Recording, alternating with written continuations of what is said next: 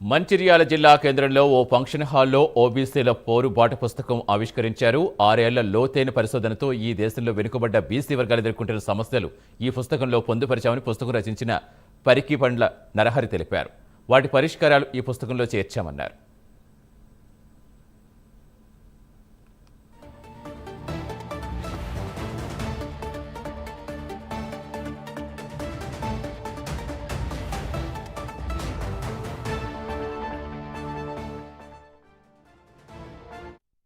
రాసినటువంటి పుస్తకం ఓబీసీల పోరుబాట, దాని పునః ఆవిష్కరణ కార్యక్రమం ఇక్కడ చేపట్టడం జరిగింది.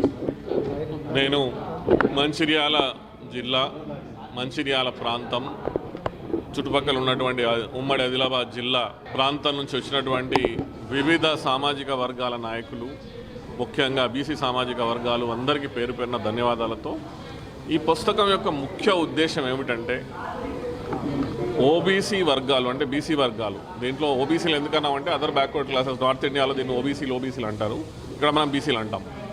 అటు ఉత్తర భారతదేశంలో ఇటు దక్షిణ భారతదేశంలో ఒక నిశ్శబ్ద విప్లవం జరుగుతూ ఉన్నది.